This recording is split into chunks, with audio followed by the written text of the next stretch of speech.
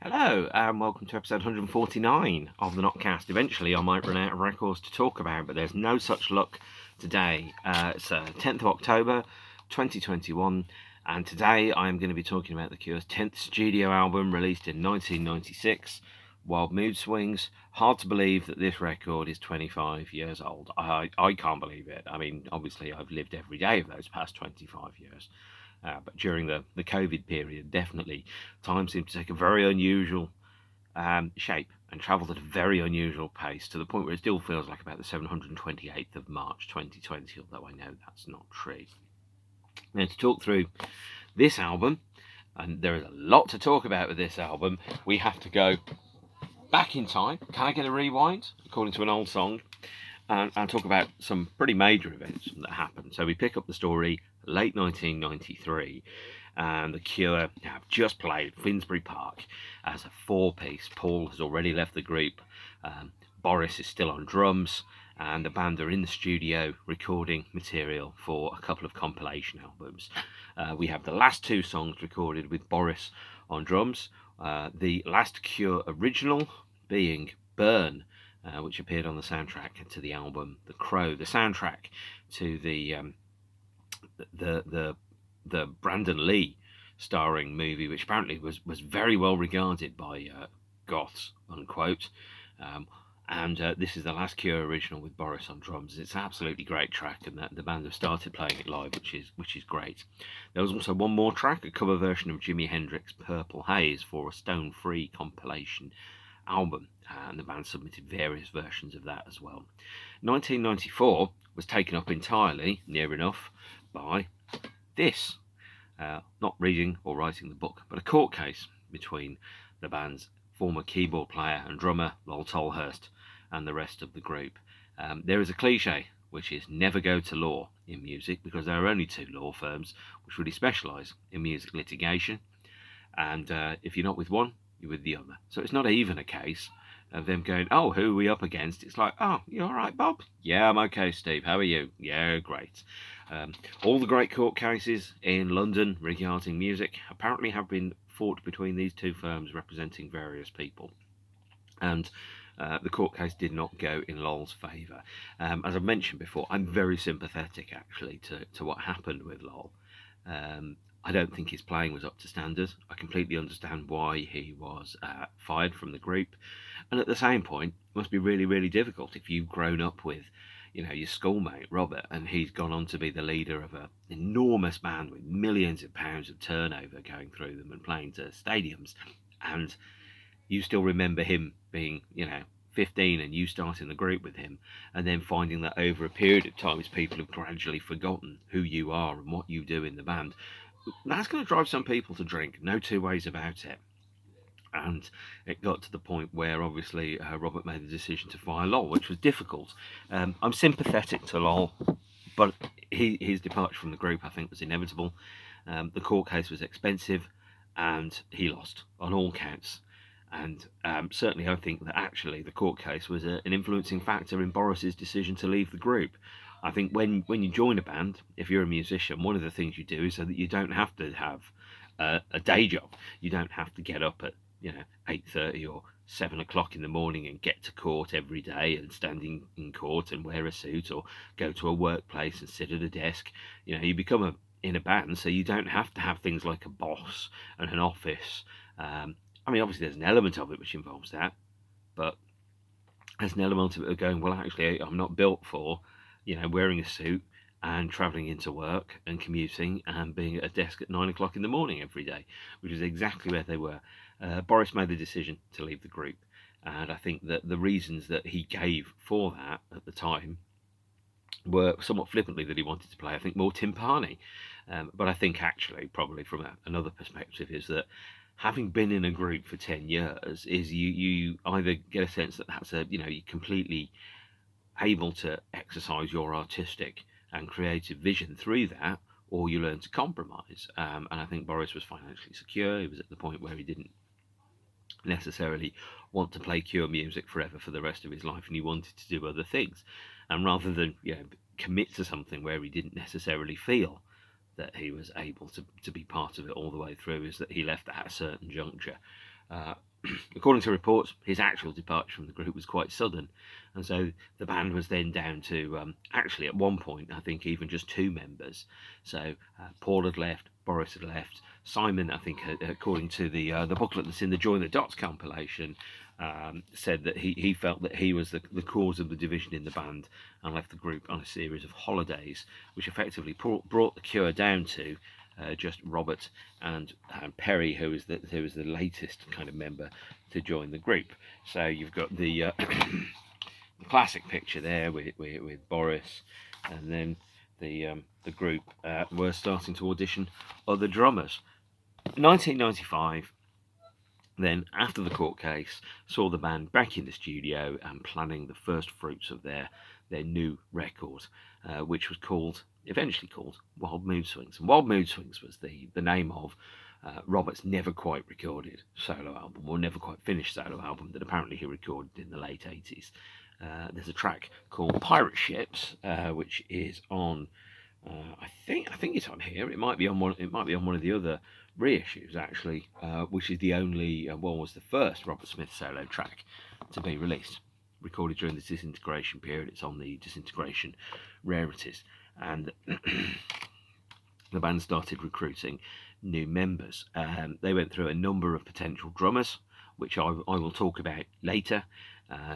Including drummers from well-known bands and session drummers and so on and so forth, before they settled finally on, I think, the drummer that they have to this day, the very, very underrated Jason Cooper, formerly of My Life Story. There's a 27-year-old Jason joining the Cure in his first tour book appearance. I will not brook any criticism of Jason. I know some people do not like him, and that is entirely up to them. There is a thought around this, which is that if Jason was that bad a drummer, then Robert would have fired him by now. So the answer is no, he isn't. The band also were looking for a new keyboard player. Perry's dominant instrument had been guitar, and so the band kind of thought about possibly, recruiting somebody that was well known. I think there were some brief overtures that were made to Alan Wilder of Depeche Mode, asking if he'd considered to join the group, and because Perry's brother Darryl worked in Depeche Mode's wider area and played keyboards on Depeche Mode's 1994 tour. I think the question came from Darryl. Alan declined the offer, which I think is understandable. Actually, it would have been a great choice, but I don't think he would have enjoyed working in a group format. He'd just come out of working in a fairly dysfunctional group format for Depeche Mode and wasn't considering joining another group. He'd rather be captain of his own ship. So after some time and some discussion, the band added a new keyboard player, the last keyboard player to join the group, actually. Roger O'Donnell came back into the fold after having left in 1990. And so what we have effectively is a 5-piece version of the band, 4 of whom are still in the group to this day. You've got Simon Garrett, Robert Smith, Roger O'Donnell, Jason Cooper, and Perry on guitar. This is a 2016 tour t-shirt. I went to see the band in 1996, but I didn't really like the t-shirt, so I didn't buy one with their picture on the front. So I'm going for the nearest thing that I can get. And this was a difficult time for the group. The group had been going for 20 years, 20 years. Most groups have, there's a cliche that they do all their good stuff in the first 10 years. If you look at what contributes probably to 90% of Cure set lists these days, it's all material recorded between 1979 and 1992.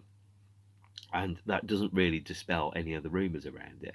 I think the thing that people have, and the reason why Wild Mood Swings and Jason in particular are regarded as really, really bad moves, guys, is that in 1996, when Wild Mood Swings came out, people didn't necessarily like it.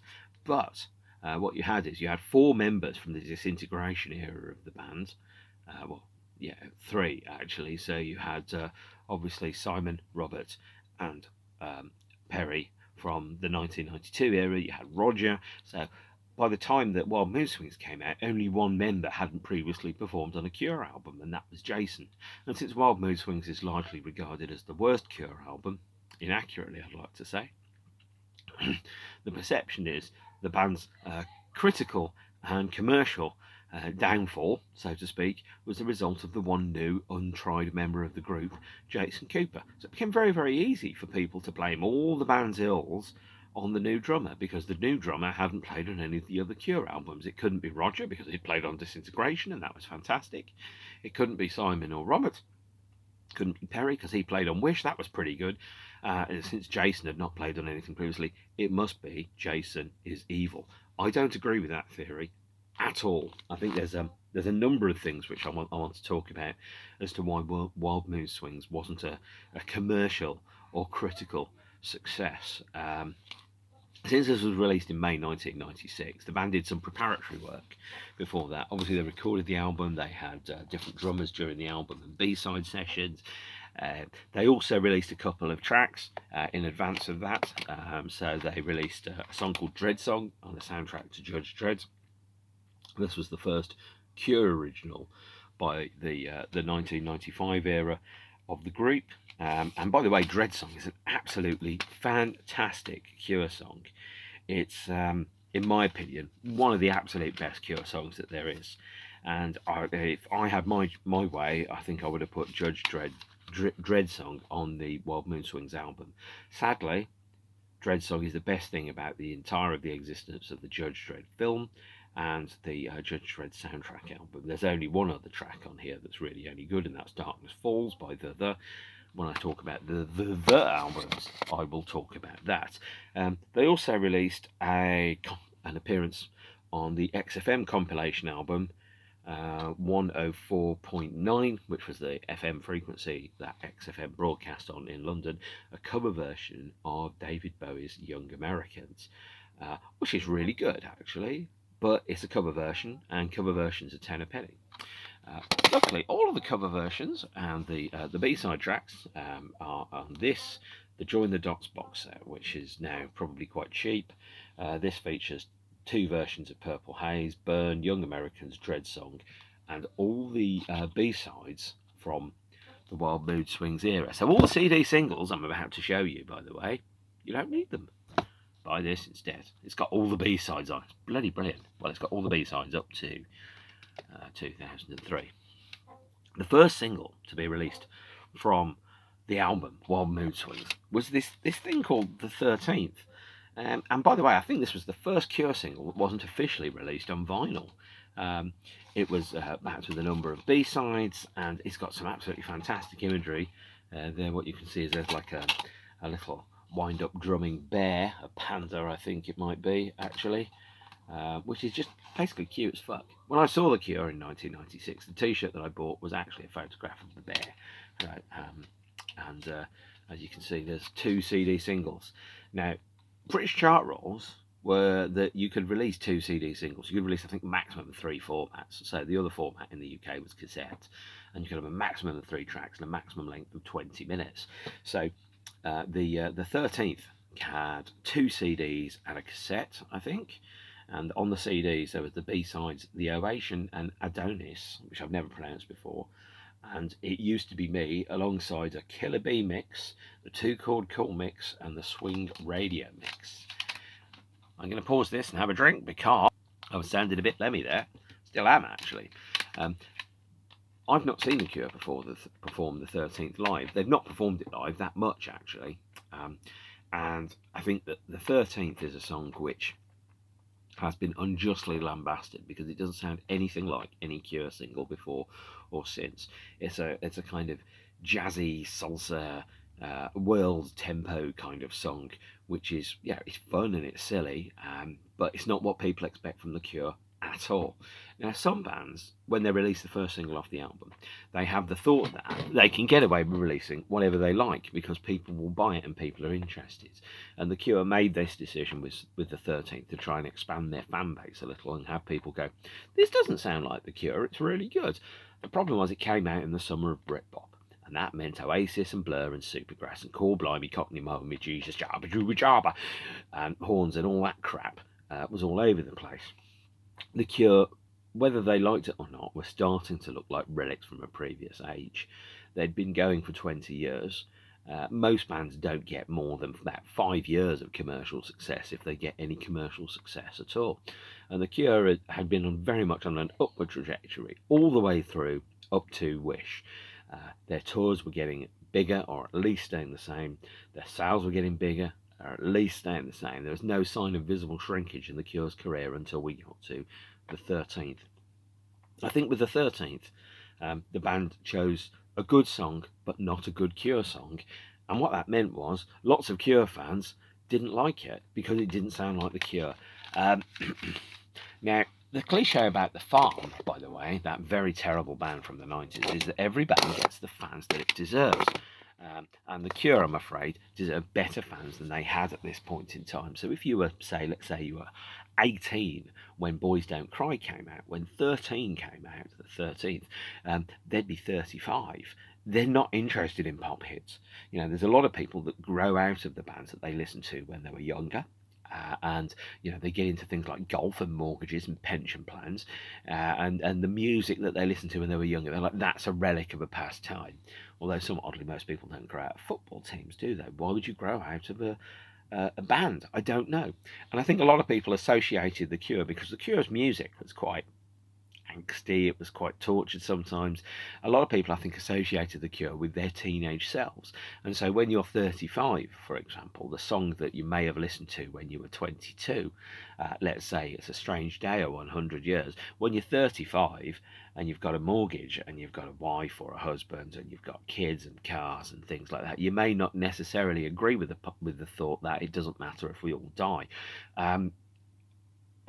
And so some people feel like they grew out of The Cure, and it took a very long time for people to come back to The Cure.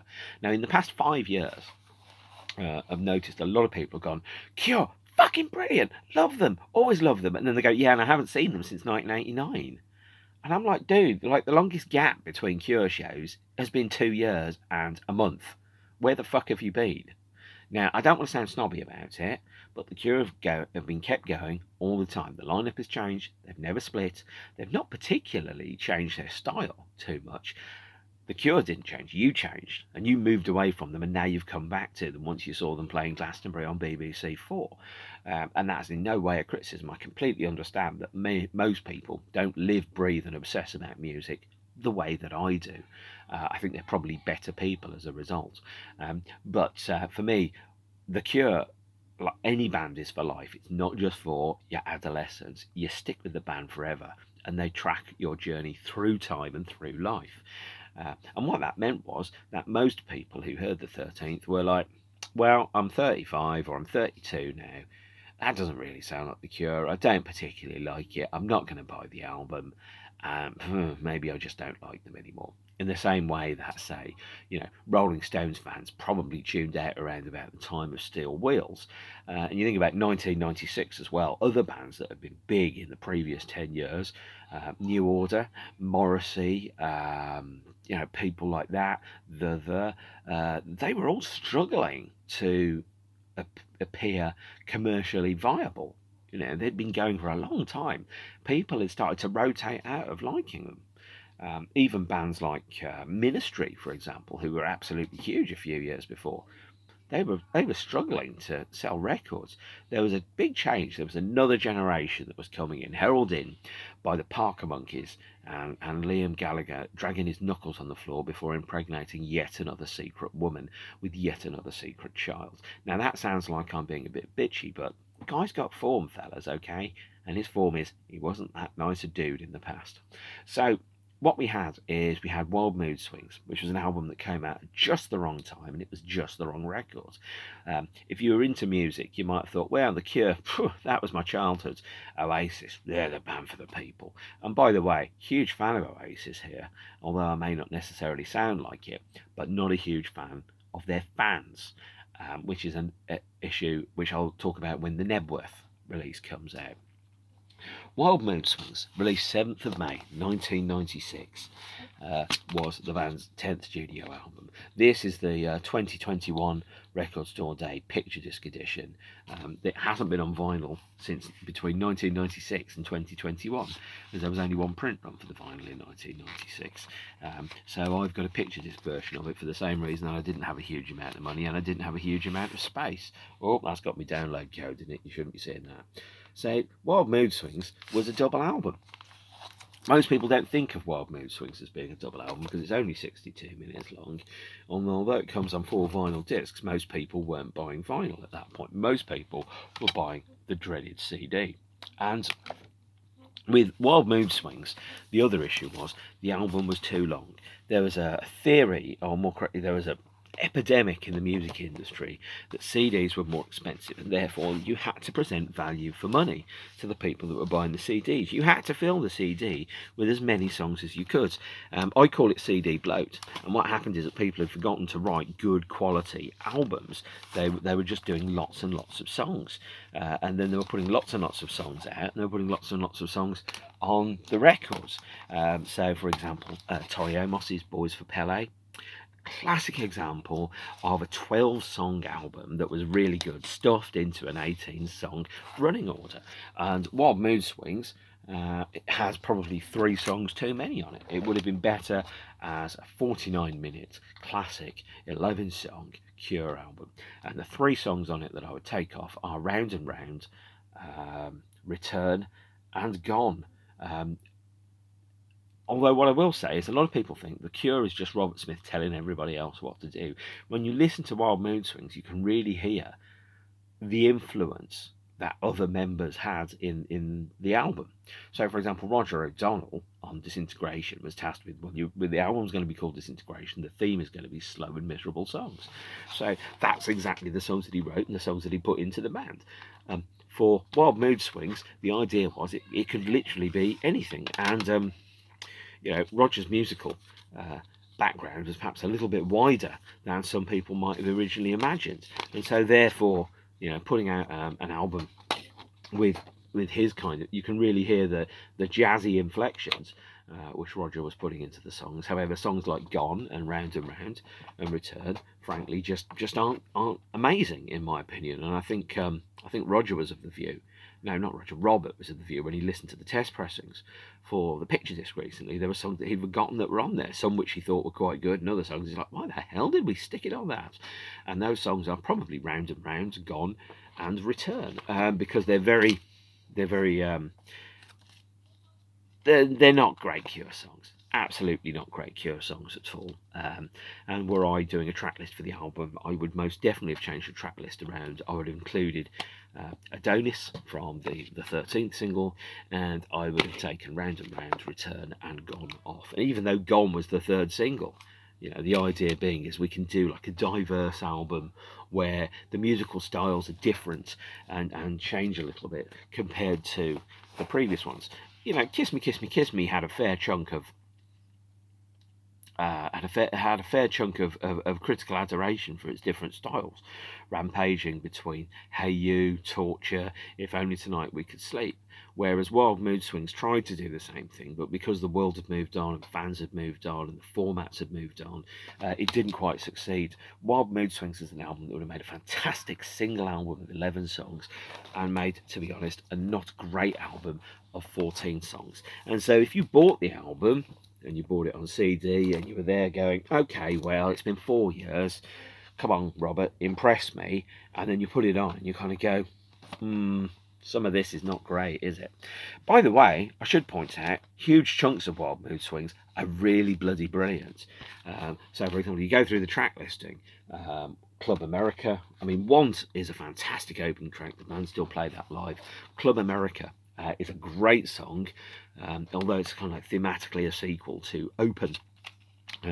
We've got This Is a Lie, which is one of the most complicated and ambiguous Cure songs that there is, and I saw them play This Is a Lie on the 1996 tour. The last time that I saw I saw the last show on the Wild Mood Swings tour, so I was due to see a number of shows on the tour, a number of shows on the British leg to start off with in May 1996, and the closing December 1996 ones. Apart from the Birmingham NEC, every show that I was due to see got cancelled, presumably due to poor ticket sales. So when we get to the Swing tour, following the album, the band were due to play a number of arenas, I think starting in Aberdeen, going to Glasgow, Sheffield, Cardiff, for example, on a Saturday night. So I was due to go to that. All those shows got cancelled apart from 2 shows at London Earls Court. And that meant that I didn't see The Cure that year until December 1996 on the last show of the tour. I was due to go to Cardiff, it was cancelled. The official reason was something to do with the lighting rig. I think it was simply because poor ticket sales, and that's why the band didn't play. And somebody asked a band member at one point, why don't The Cure play more UK arena shows?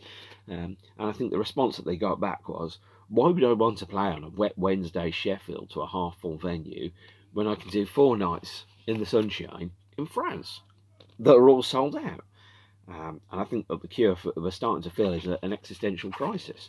Wild Mood Swings was the first time that the band visibly got smaller in terms of commercial appeal before our eyes. And because Jason was the one new person who hadn't previously been in The Cure on this lineup, everybody blamed Jason because it wasn't as good as it used to be. And Wild Mood Swings, with all the best will in the world, I cannot say was the best Cure album. It's got some brilliant songs on it, but it's not the best Cure album by a long shot. As I've said, it's got Want on it, which is absolutely fantastic. And they still play live. It's Club America, which I really, really rate. And Club America is kind of a cross between Open and Fascination Street. And it just works, and it was always brilliant. I mean, I saw them play it live, and it worked really, really well.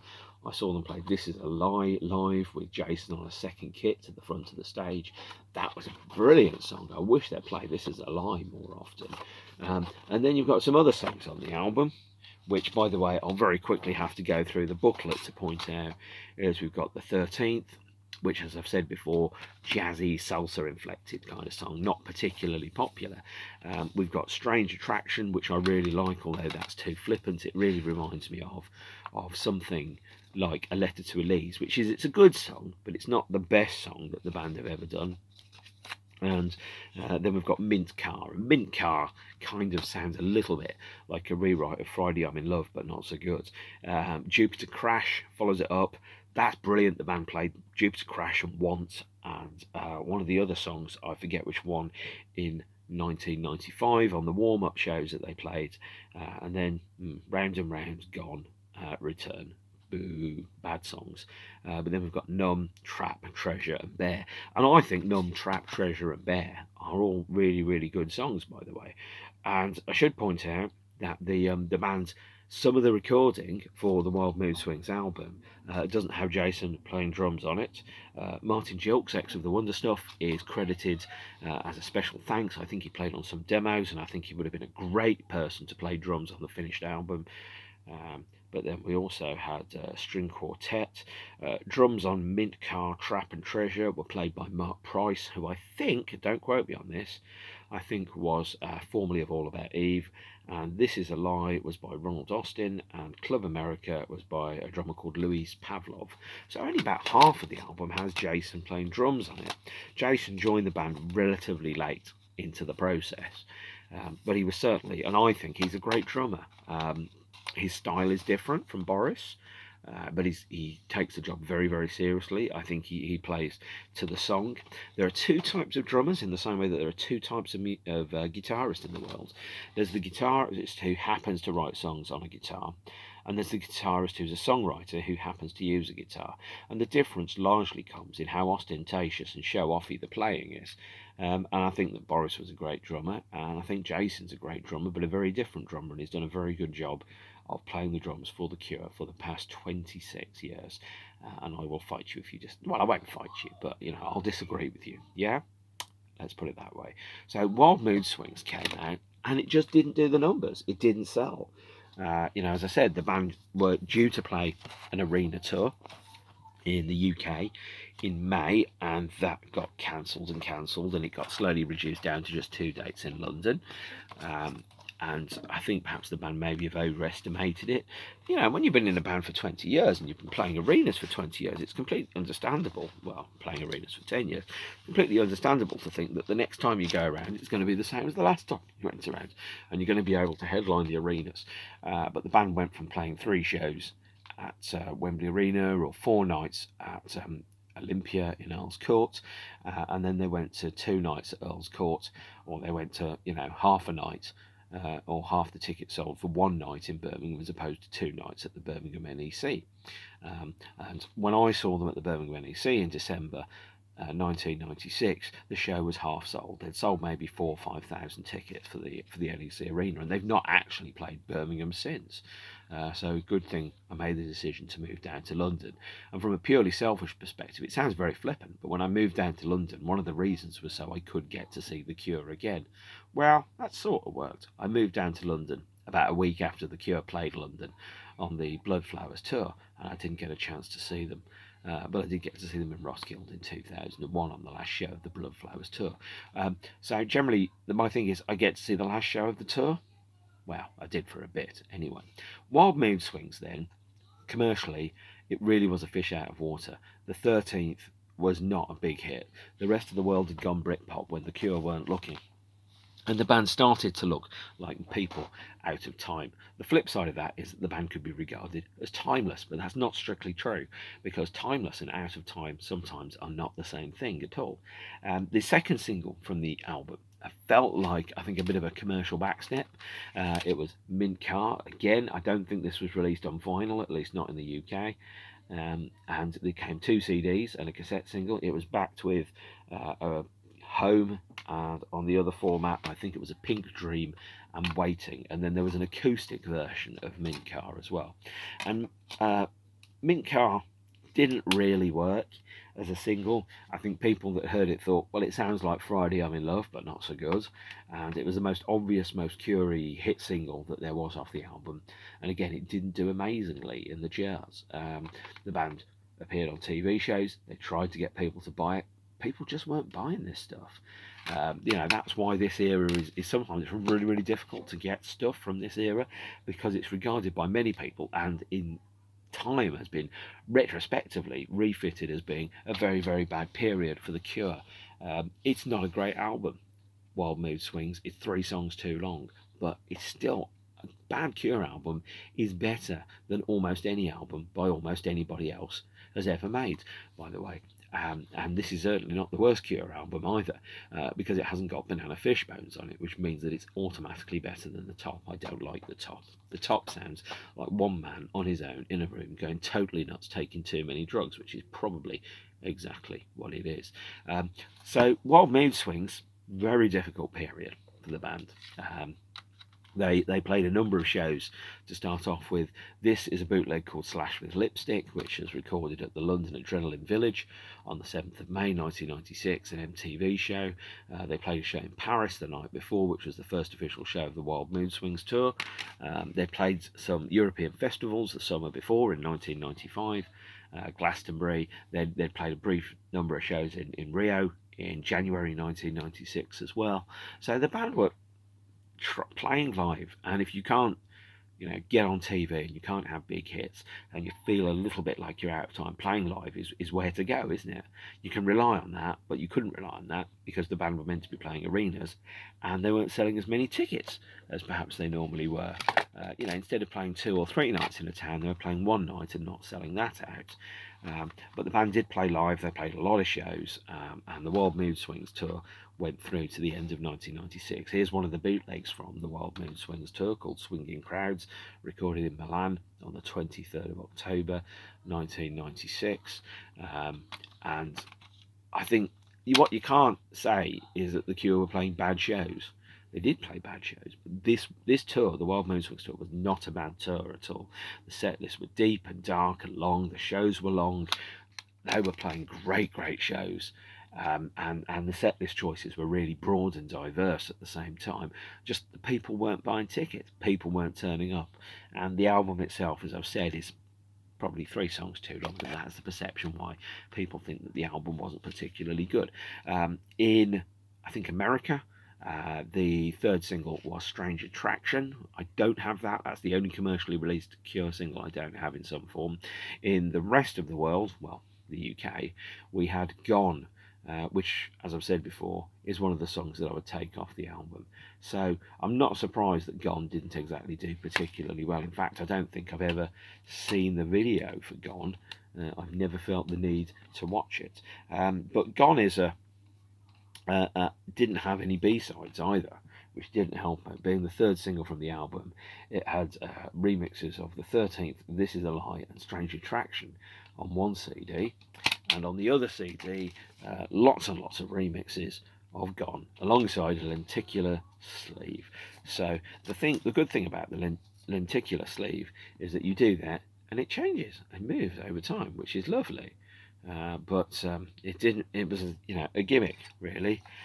It was not, by any standards, the best Cure single. In fact, I think Gone is probably the worst Cure single that's been released. So there you have it. Now, Gone did get a vinyl release, but not in a standard way. There was a promotional 12-inch of it. There's Gone with, I think that's the Spacer mix, and on the B-side is the Ultra Living mix. Just in case you didn't know, somebody's written The Cure on the label. But it's a fine, no it isn't actually, it's a terrible single, but some of the B-sides, the ambient mix of This Is a Lie is absolutely great. All the B-sides, by the way, appear on the Join the Dots box set. So we've got Purple Haze, Burn, Young Americans and Dread Song. Then you've got the B-sides, It Used to Be Me, Ocean, Adonis, Home, Waiting, A Pink Dream, This Is a Lie as well. And I think the band felt that they'd started to talk, they'd painted themselves into a corner. There was a crisis of confidence that was going on in the band, I think, at this point, because visibly you could see the band's appeal shrinking. The band weren't playing venues of the same size, singles weren't charting. This was the first time that the band had really started to shrink in people's eyes.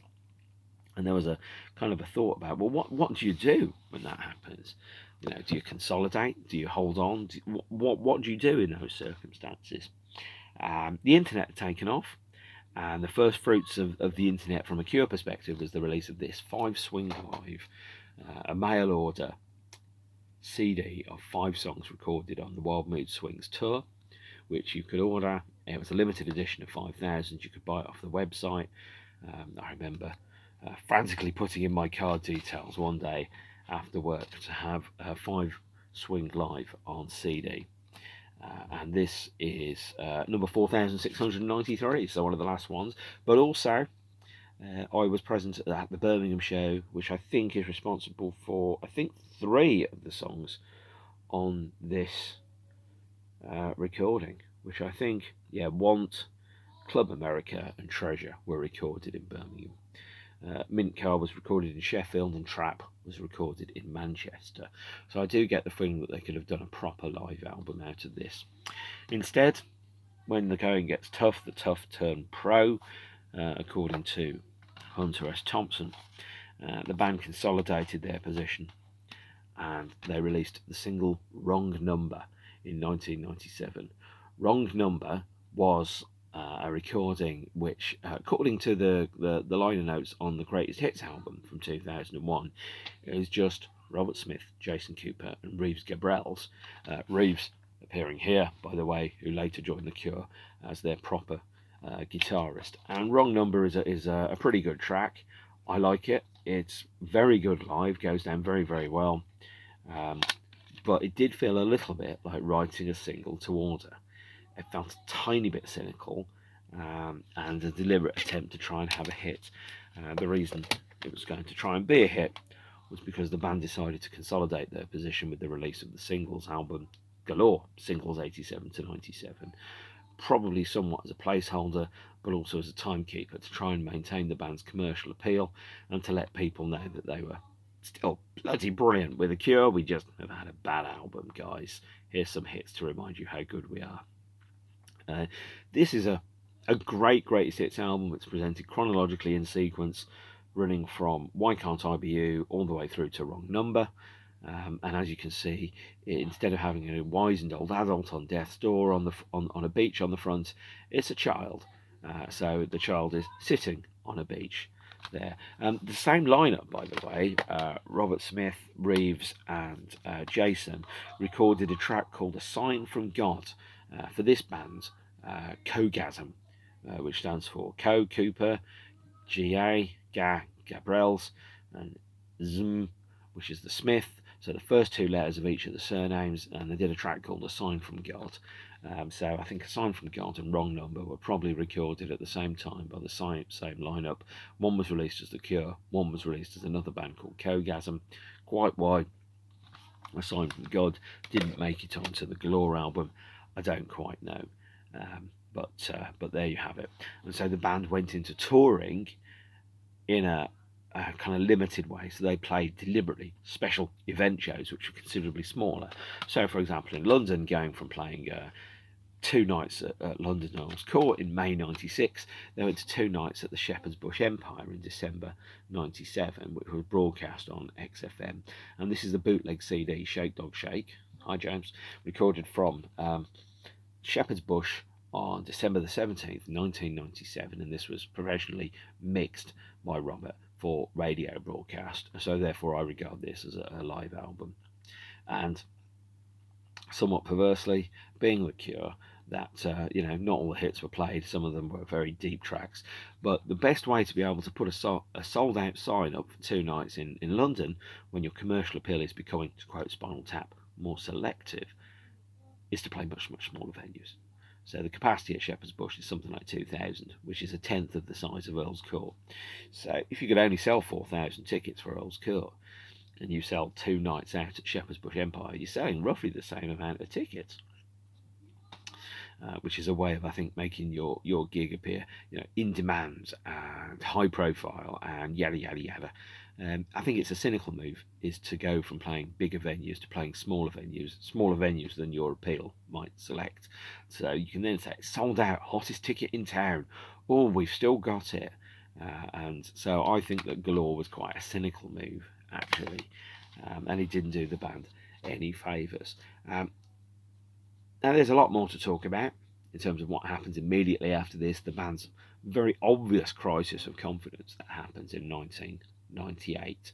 But I think what I'll do is that brings the Wild Mood Swings and the Galore period to a close. And so I'm going to wrap up here, I think, rather than lean into 1998 and 1999, because stuff happens there which really kind of reflects where the band are when you're facing pretty much an existential crisis.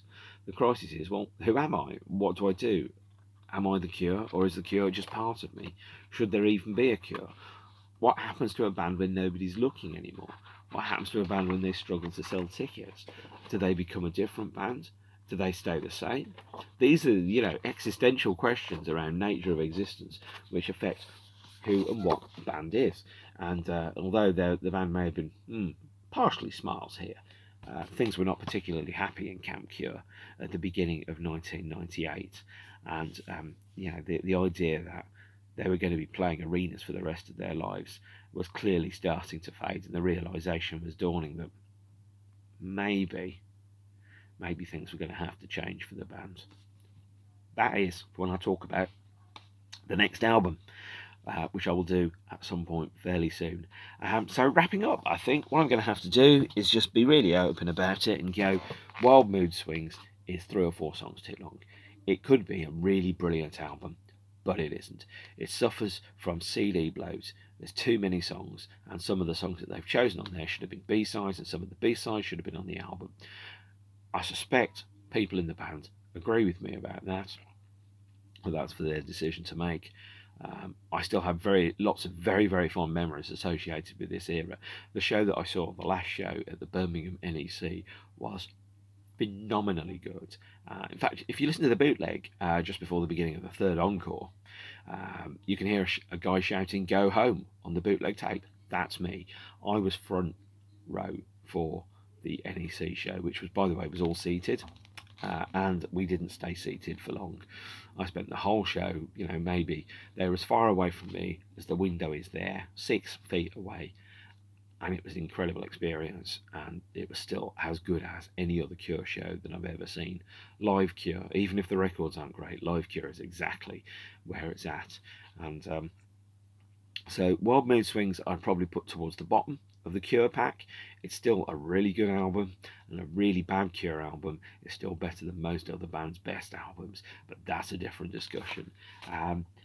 Next episode is 150. I think I know what I'm going to be talking about there, but if you've got any suggestions, do put them in the comments box below. I will also link to some of the shows from the period in the comments down there. Paris, London, Rio, I think Glastonbury, a bit of Glastonbury was on television as well.